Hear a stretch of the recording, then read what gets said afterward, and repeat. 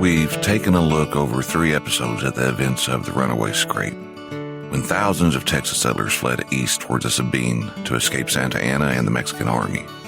We've heard from Noah Smithwick, Creed Taylor, and Delu Rose Harris. In this episode, let's take a look at the reminiscences of a man named Jeff Parsons. Jeff Parsons lived from about 1822 to 1915 and lived at the Alabama settlement in Jackson County. He essentially lived the same time period as Mrs. Harris had.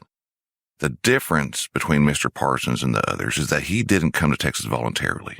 He was a slave to Major George Sutherland, who was involved in the early affairs in Texas and, as an article said, had his horse killed under him at the Battle of San Jacinto. Now, the Sunday edition of the February 26, 1911 Galveston Daily News printed a story quoting Jeff Parsons' memories of his life.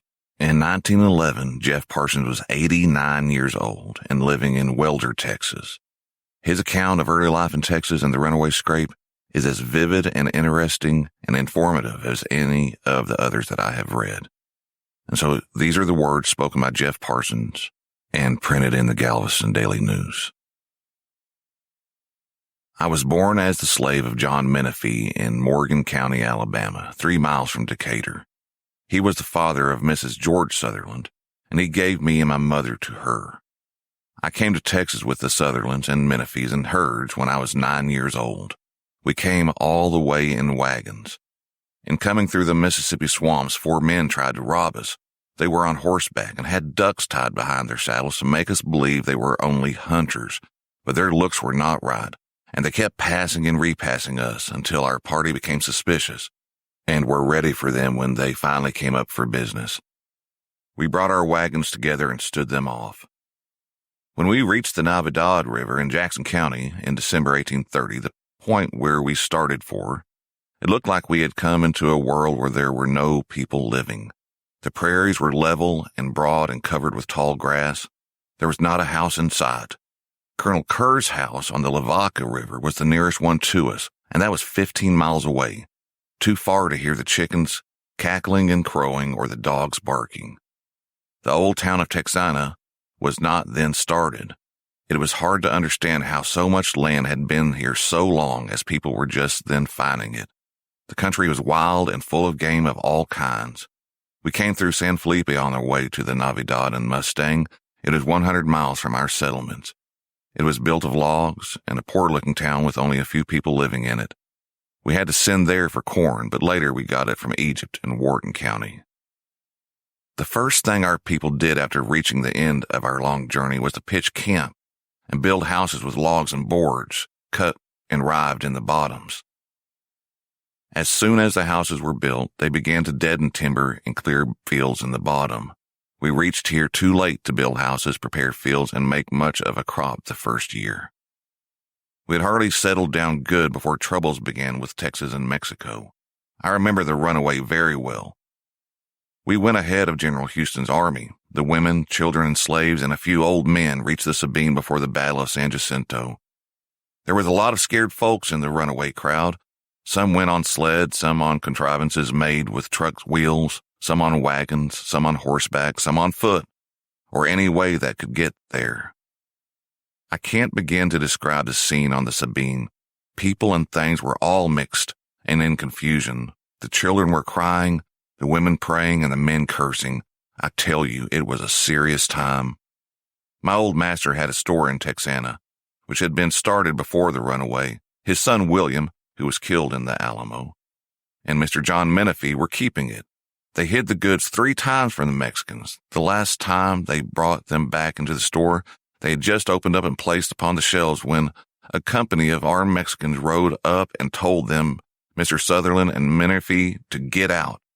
As Mr. William Sutherland passed out, he put on a fine hat. It was shortly after this that he, Mr. William Sutherland, went to the Alamo never to return. Before we started on the runaway to the Sabine, we buried the wash tubs, pots, kettles, cooking utensils, and old master's secretary, the same one which the grandson, George S. Gale, now has. The Mexicans never found them, but they swept the country of poultry, sheep, hogs, and horses.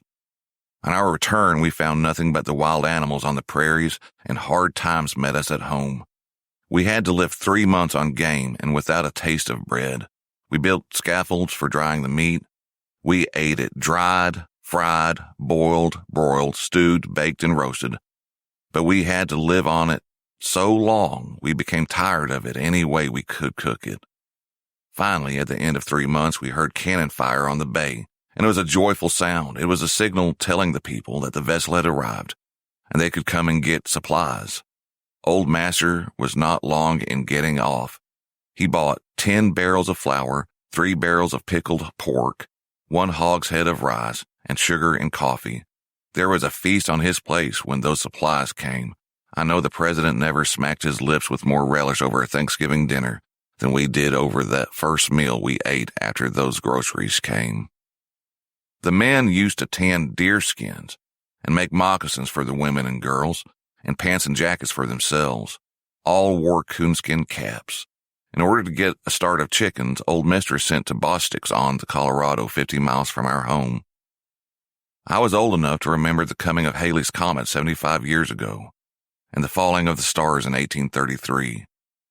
As I recollect, it was a more beautiful heavenly visitor then than it was last year. It had a longer tail and differently shaped, darker in color, and more like the blue sky. I also remember the dark day. Before the darkness reached its densest point, I saw the sun, moon, and stars reflected in a tub of water. Old Master told us the sun and moon were having a fight, and if the moon whipped, we would have darkness for 6 months. But when the stars were falling, there was a scared lot of folks on the place. There was weeping and wailing among them.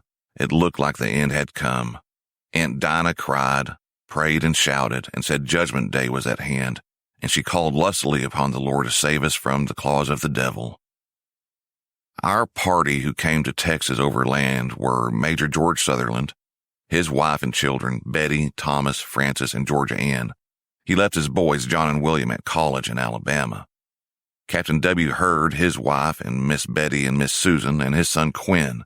William Menifee brought all the slaves by water except those who were needed as teamsters, cooks, and body servants. I came in this class with my mother. His family came with our party. They were Mrs. Menifee and children, Tommy, Johnny, Quinn, and Billy. I was raised as a house servant, but as I grew up in years, I became carriage driver, blacksmith, bricklayer, carpenter, wheelwright, and banjo player. Mr. George R. Gale of Edna still has a chair which I made for his grandmother 64 years ago when he was a baby. Both the Karankawa and Tonkawa Indians used to skulk and prowl through the bottoms many years after we came to Texas. They would not hurt anyone, except the Karankawas would sometimes shoot Mexicans who were crossing the bottoms. For some cause which I never understood, they seemed to have a grudge against the Mexicans. They would sometimes strip themselves and slip up about the premises at night and steal chickens, pigs, and such things as they could easily take away without being caught. I've seen these Indians in the bottoms catching alligators. They used to have a camp at Powder Horn, as it was then called Indian Point. They frequently waded or swam across the bay. They were friendly enough, but I could not swallow their victuals. They would cook and eat with a relish, a kind of Indian potpourri. It was cooked in their old, filthy earthen vessels and was a mixture of alligator, beef, liver, or other fresh meat with plums, grapes, or wild berries. They would not offer any of this mess of pottage, but they would stand over us and beg for food while we were eating. One afternoon, a young Negro man was in the bottom splitting rails. First thing he knew, an Indian was standing by his side. Well, he never split any more rails that day, but he split the cane brakes wide open getting out of that bottom. The Mexicans used to haul goods from the mouth of the Brazos to Victoria. They would cross the Navidad bottom where we lived. It was not uncommon to see a Mexican who had been shot by an Indian brought to the house wounded and bleeding. Sometimes the slaves would run away and hide out in the bottoms. Occasionally one would go to Mexico with the Mexicans. Old Master always told me if a runaway ever asked me for anything to give him something to eat and to tell him to go about his business. Once I ran away to see how it would feel. I got sick and met Dr. Baylor, and he gave me some medicine. But I soon decided that the best thing for me to do was to go back to old Mrs., and I went. She treated me kindly and called my sister Millie and told her to give her brother Jeff a piece of cake. Master worked 12 field hands and usually made 50 bales of cotton and about 60 hogsheads of sugar each year. In the sugar-making season, all hands were busy from Monday morning till Saturday night. This was a great time for the children, white and black. They feasted on the cane juice and the syrup, which seemed to make them fat and healthy. The Mexicans would bring cotton in sacks on mules and burros to our gin from the Arenosa, 15 or 20 miles away. The cotton was carried down the Navidad on flatboats to the bay, where it was transferred to large sailing vessels and taken by them to market at Galveston and New Orleans. The sugar brought 5 cents a pound and the molasses 25 cents per gallon. While I was the old master's waiting boy, I often packed money for him. Once I brought from Austin to old master at his home on the Mustang in Navidad as much as $4,000. I came alone, but no one knew that I was carrying so much money until I got home and gave it to old mistress. I would have to take the carriage and horses and carry my mistresses, Betty and George and Sutherland, to and from school at Rudersville. I was always careful and never had any serious accidents on any of the missions with which I was entrusted. I was a carriage driver, and when old mistress would go to visit her relatives in Egypt in Wharton County, I always carried my banjo along. And when we would stop for dinner to rest, I would pick on the banjo, and old mistress would sit there and smoke her pipe and pat her time with her foot, no doubt thinking of her good old home in Alabama. I have often seen General Sam Houston and General Felix Houston at Matcher's house, and General Albert Sidney Johnston also. The latter stayed at our house the night that he was wounded in the duel with General Felix Houston. He gave me an old suit of clothes for blacking his boots. While he was in Texana, wounded, I would take old mistress in the carriage there to take him delicacies. He was shot in the hip. I once barbecued the meat for a big political meeting at Texana when General Houston spoke. In barbecuing, I never turn the meat until it leaves the bones and leaves them white, and then I turn it and brown it. In those days, I would make the coffins for nearly everyone who died in our neighborhood. The Negroes in those times used to believe firmly in the existence of ghosts, which came in the night time only, and they used to wear some garment turned inside out to keep them away. Nor could they hit a ghost unless there was a piece of silver fastened to the stick. There was a conjured slave on one of them adjoining places. An old African doctor from Tuscumbia, Alabama, came to treat him. He told the master of the slave that he could not cure the conjured man, but he could make a sore break out on the one who had done the conjuring. The master said to him, "I do not want you to do that, because it was my other man who did it, and he killed one of my sister's Negroes in Alabama by conjuring." The master, however, paid him $3 in silver. The old doctor boiled this money until the water became perfectly black. He then bathed the patient's legs with this water. The sick man, the well Negro, the black woman, and the wife of the master died, one right after the other. I made their coffins for $3 apiece. Mr. Thomas Menifee, who lives at Flatonia, and myself are the only survivors of our large party who came to Texas together. It makes this poor old man's heart sad and heavy, and the tears creep slowly down his cheeks when he is alone in his little cabin home thinking over old times. My dear old mammy and old master and good old mistress and all the others that have gone and left us. But by and by, I too will have to go to join them in that other world where there will be nothing but happiness and no running from the Mexicans and living 3 months on meat without bread. You are listening to Texas History Lessons, a slow walk through Texas history made in Texas by a Texan for everyone everywhere. That's all I've got from Jeff Parsons' extremely interesting and vivid memories in the early days of Texas settlement. And I would like to add one more item related to his tale, and it's a letter by Mrs. Fannie Sutherland to her sister. She was the mother of William Sutherland, who Mr. Parsons mentioned as having been killed at the Alamo. And the letter's dated June 5th, 1836.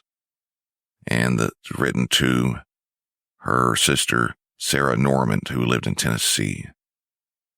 June 5th, 1836, Dear Sister, I received your kind letter of some time in March, but never had it been in my power to answer it till now. And now what I must say, oh God, support me. Yes, sister, I must say it to you. I have lost my William. Oh yes, he is gone. My poor boy is gone from me. The 6th day of March in the morning, he was slain in the Alamo in San Antonio. Then his poor body committed to the flames. Oh, Sally, can you sympathize with and pray for me that I may have grace to help in this great time of trouble? He was there a volunteer when the Mexican army came there. At the approach of thousands of enemies, they had to retreat in the Alamo, where they were quickly surrounded by the enemy. Poor fellows, the Mexicans kept nearly continual firing on them for 13 days, then scaled the walls and killed every man in the fort but 2 black men. Dear sister, I think the situation a sufficient excuse for not answering your letter sooner. Since I received your letter, I had been away from home with a distracted mind and had got back to our house, where we found nothing in the world worth speaking of, not one mouthful of anything to eat, but a little we brought home with us. God only knows how we will make out. I will try to compose my mind while I give you a short history of a few months back. The American army was on our frontier. We thought prudent to stay at home and did so until the general, Sam Houston, thought proper to retreat. We, being on the frontier, were compelled to go. I speak for all. We went to the Colorado, 40 miles, but after some time, the general thought proper to retreat farther, and of course we had to go too. We proceeded to the Brazos River. There stopped a few days, but dread and fear caused another start. There Mr. Sutherland quit us and joined the army. William Hurd was in also. With a good many more of our citizens, however, we went on for several miles and again stopped, hoping we would not have to go farther. But someone over there that week brought in the early news the Mexican army was crossing the Brazos not more than 40 miles behind us.